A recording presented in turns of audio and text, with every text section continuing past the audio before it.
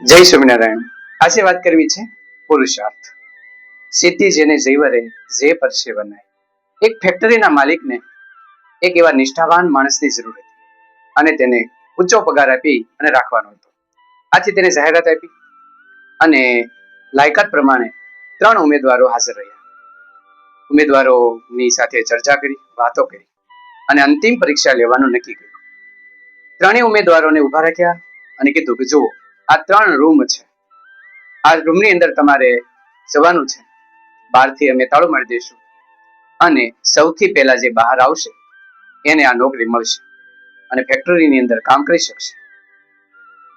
3ને અંદર એક રૂમની અંદર પ્રવેશ આપ્યો. બારણું બંધ કર્યું. એકદમ પાકી રૂમ હતી, ઉપર સિમેન્ટ કોન્ક્રીટનું સ્લેબ અને મજબૂત રૂમ. 3 અંદર ગયા.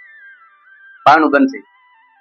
પહેલા નંબરના માણસે વિચાર્યું કે આખો સિમેન્ટ કોન્ક્રીટનો રૂમ, બહાર તાળું, આટલું મજબૂત બારણું, હવે આમાંથી તો કેમ બહાર નીકળે? આવી તો કઈ પરીક્ષા હોય? એ કશું ન કર્યું અને કીધું કોઈ ન નીકળી શકે, પેલા 2 નહીં નીકળી શકે એમ વિચારીને એ બેઠો રહ્યો. બીજા નંબરના રૂમ વાળા એ વિચાર્યું અને થોડાક આટા માર્યા, બારી જોઈ અને વિચાર્યું કે બહુ મજબૂત છે, સાગની બારી છે, દિવાલ પણ એકદમ મજબૂત છે, આમાં કોઈ સંજોગે બહાર નીકળાય એવું છે નહીં. એટલે 2-3 ચક્કર મારી અને બેસી ગયો. ત્રીજો વ્યક્તિ જે રૂમની અંદર હતો તેને પ્રયત્ન શરૂ કર્યા. બારી ખખડાવી, ઉપર સાળિયું જોઈ લીધું. ધીરે ધીરે બારણા પાસે આવ્યો અને બારણાને જોરથી ખેંચ્યું એટલે બારણું ખુલી ગયું એટલે એ માણસ બહાર નીકળી ગયો. બહાર નીકળીને સૌથી પહેલા એ ઓફિસની અંદર પહોંચી ગયો. નોકરી તો તેને મળી ગઈ. પહેલા બંને વ્યક્તિને બહાર કાઢવામાં આવ્યો અને કહેવામાં આવ્યું કે તમારા 3ના રૂમને બારણાની બહાર કોઈએ તાળું માર્યું નહોતું. એ બારણા 3 ખુલ્લા હતા. માત્ર એટલું જોવાનું હતું કે કોણ પ્રયત્ન કરે છે, બાકી કોઈ તાળું નહોતું. તમને કહેવામાં આવ્યું હતું કે તાળું છે, પરંતુ તાળું હતું નહીં, પણ તમે કોઈ પ્રયત્ન ન કર્યો. માત્ર આ એક વ્યક્તિએ પ્રયત્ન કર્યો.